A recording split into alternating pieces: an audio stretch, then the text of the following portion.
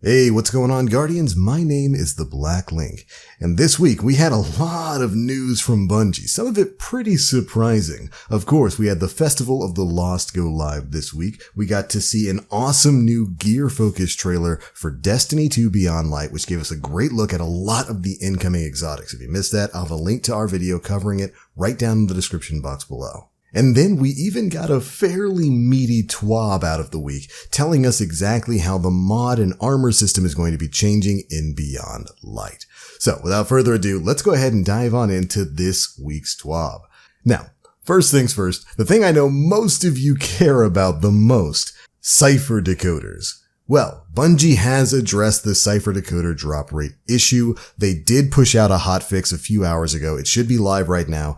They say that it should make the drop rate a bit more fair when it comes to those. I've seen some mixed reports. People are definitely reporting that they're dropping more often, but it's still kinda stingy. It looks like the harder the activity you run, the better your chance of getting them. So if you're like running Nightfall or Deals, you got a better chance of getting it than if you're running Patrols. But the drop rate either way should be increased right now, and you should hopefully be getting more of those for completing activities anywhere in the system.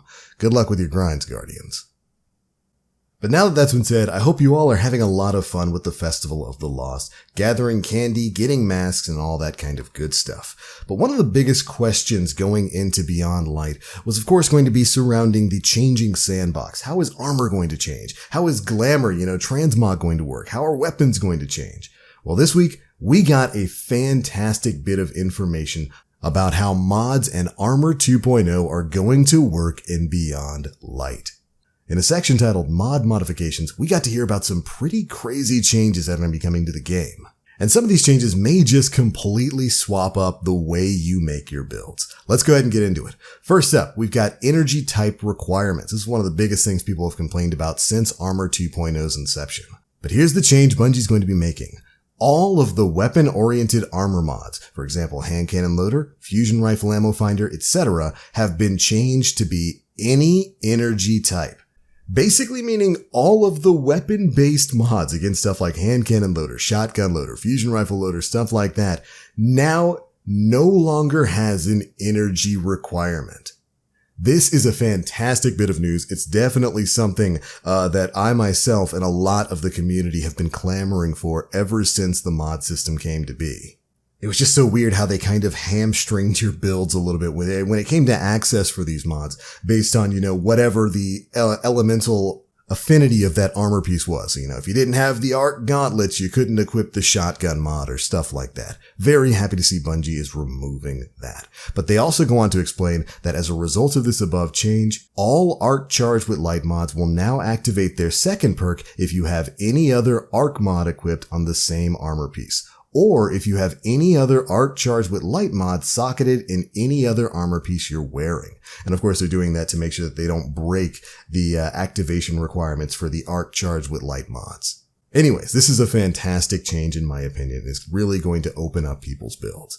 But that's not where the good news stops, because next up we have enhanced mod rebalancing. All mods that have an enhanced version of that mod, again, for example, enhanced hand cannon loader, have had the base mod's efficacy increased to match that of the enhanced version of the mod. And as a result of this change, those enhanced mods have now been deprecated, and the base mod's energy costs have been adjusted upward slightly, but still lower than the equivalent enhanced mods, in order to, balance out the fact that your base mod is now going to be giving you the same benefit that the enhanced mod would do. They also go on to note that some mods have moved to different slots to create more competition for mod sockets across armor pieces. For example, the fast ready mods have been moved to the arms socket, and I think I'm perfectly fine with that change. Essentially, Bungie is making enhanced mods cheaper and more accessible and deprecating the lesser mods. Really what they're doing here is they're getting rid of the enhanced mods, but they're making it so that the base mods do what the enhanced mods do. Great change if you ask me, and it's really going to clean up the UI for the mod screen. Moving on from there, we've got some changes coming to raid mods as well. Starting in Season 12, The Last Wish, Garden of Salvation, and the upcoming Beyond Light raid armors will now drop with a 5th dedicated armor mod socket that is exclusively for the mods related to that raid.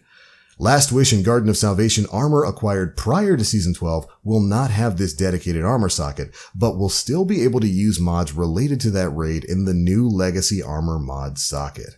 Basically meaning if you have raid gear for Last Wish and Garden of Salvation that you acquired prior to next season, so basically all of the raid gear you've got right now, it's not going to have access to this new additional 5th mod slot. So you're going to have to regrind those raids to get that armor back. But basically moving forward, those raids, Last Wish, Garden of Salvation, and the upcoming Beyond Light raid, which may be the Deepstone Crypt or something like that, we still don't know yet.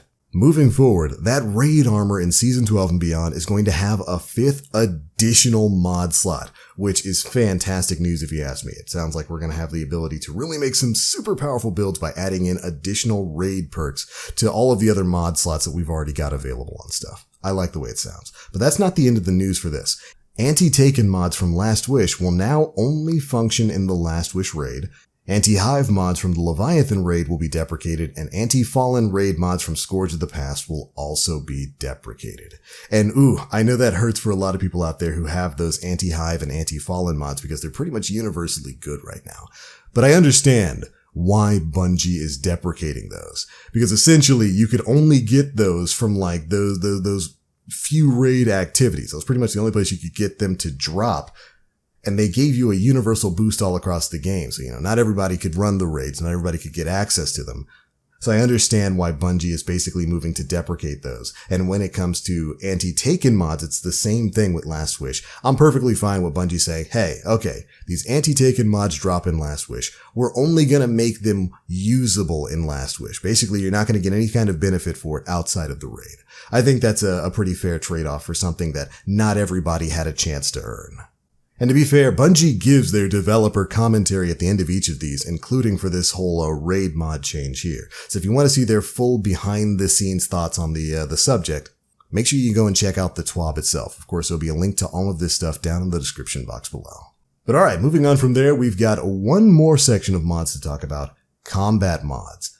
All armor released in Beyond Light in Season 12, all Last Wish and Garden of Salvation armor acquired starting in Season 12, and all Armor 2.0 exotic armor pieces, including those already possessed by players, will have a new combat style mod socket. In Season 12, this socket will accept all Charged with Light and Warmind Cell mods. I repeat, in Season 12, this new combat style socket will accept all Charged with Light and Warmind Cell mods. This is huge news, even if this wasn't applying to like normal legendary armor. The fact that this is applying to exotic armor is unreal. You can already make some pretty crazy builds in the game right now. Being able to add in a lot of the Charged with Light and Warmind Cell armor mods to your exotic builds is unbelievably good. Super happy to hear about this. They also go on to state that all Armor 2.0 acquired during Seasons 8 through 11 have had their seasonal mod sockets replaced with a single, unified Legacy mod socket that can socket all Charged with Light mods, all Warmind Cell mods, all Nightmare Hunt mods, and all Garden of Salvation mods, and all Last Wish mods. So basically, Armor 2.0 acquired from Season 8 to 11, which is the previous couple of releases, Forsaken and Shadowkeep, up to Beyond Light, up to basically Season of Arrivals right now, is gonna have what's called a Legacy mod socket that can basically socket anything but the new stuff that's coming in Beyond Light. Really happy to hear about that. Fantastic changes when it comes to these mods. Really happy to see what they're doing with exotic mods there. We've needed that for the longest time. Very happy to see that. Very happy to see that we're going to be getting some additional mod sockets when it comes to raid armor. It's another good incentive for people to actually run the raid, and just good stuff all around from Bungie. But that's not all we have to talk about today.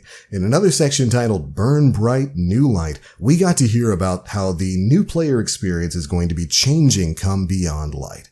And thankfully, I'm really happy that they're making this change, because I don't know if you've started a new account on Destiny 2. If you're a new player, the new player experience isn't great. You go through that initial story mission, and then you're just dumped in the tower with no direction or idea of where to go next to play the story. And so, to smoothen out that experience, starting November 10th, players will start in the same way that most Guardians have. A ghost will be on the hunt for their Guardian, they'll stumble upon you in the Cosmodrome, and they'll revive you for the first time. What's different now is that you won't immediately find a ship and be taken to the tower. Rather, you'll stumble into another guardian in the wild. And that guardian's name is Shah Han. Not a big fan of the name, by the way. But anyways, he'll be on a mission with his fire team to investigate what the Hive are up to in the Cosmodrome. He'll be there to kind of show new players the ropes and help you find your way among the gameplay and systems of Destiny 2. And then, as a new player, you'll spend your first few missions getting acquainted with the state of the world in Destiny 2. You'll have the opportunity to take a few weapons out for a spin, find engrams to try different armor, and see our progression systems, and have some time to learn how to navigate the user interface to understand quests, bounties, collections, and more. All of this will happen before you set foot in the tower, and our hope is that this refreshed new light experience will give a much warmer welcome to Guardians as they play Destiny 2 for the first time. And I am very happy to hear about that change. I've talked about it once or twice before, but I've got a buddy who basically checked out of Destiny 2 for quite a while. Stopped playing like back in Warminded. He jumped back in and Shadowkeep, started a new character, went in and had absolutely no idea what was going on. I felt so bad for him because that new player experience was awful. He's just dumped into the tower and had no idea who to talk to for any kind of the story stuff. So I'm really happy that Bungie's kind of almost taking things back to Destiny 1 with the beginning of the game back then, how they taught you how to play, gave you a couple of weapons to try out, and gave you some good direction on where the story was going before letting you loose on the universe. Very happy you new Guardians are going to be able to experience that. And don't worry, if you're a veteran Guardian, when this new quest goes live on November 10th, you'll also be able to play through that. Which I definitely know I will. I love the Cosmodrome way too much. Also, Bungie answered another rather important question when it comes to the Cosmodrome in this week's TWAB. A lot of people have been asking, what about the Plague Lands? Is the stuff from Rise of Iron still going to be there? No, the Plague Lands is going to be quarantined and locked off as per the Vanguard's orders, but you will find a lot of familiar areas in the Cosmodrome, as well as some new stuff like some lost sectors and some other secrets. Can't wait to see what Bungie's going to be hiding there. But alright everybody, that's pretty much it for the biggest bits of news to drop in this week's TWAB. There is another Bungee Art Show going on right now. You can take some spooky pictures of your Guardian, or you can do some IRL stuff like carving a pumpkin, building out cosplay, or drawing some Festival of the Lost themed art, and then tweet it at Bungie with the hashtag FOTL Art Show for a chance to win some great in-game emblems for the season. And of course, in classic Bungie fashion, they've also got a fashion show going on specifically for your in-game Guardian. So again, you can go anywhere and take a nice picture of your Guardian in a spooky setting with the hashtag FOTL Fashion Show, send it to Bungie on Twitter, and you have a chance of winning the special Levante's prize emblem as well. So get out there and take them screenshots. I'm looking forward to seeing some of them. But alright Guardians, that's pretty much it for all the biggest bits of news contained in this week's issue of the Bungie Weekly blog, This Week at Bungie. A lot of really cool stuff to talk about there. Really excited about the mod changes. But that's the news. Those are my thoughts. Be sure to leave me yours down in the comment section below. How do you feel about all this stuff? Looking forward to reading that too. But anyways, I'm out for now. Thank you all so much for watching. And as always, I am the Black Link. You Guardians, stay frosty.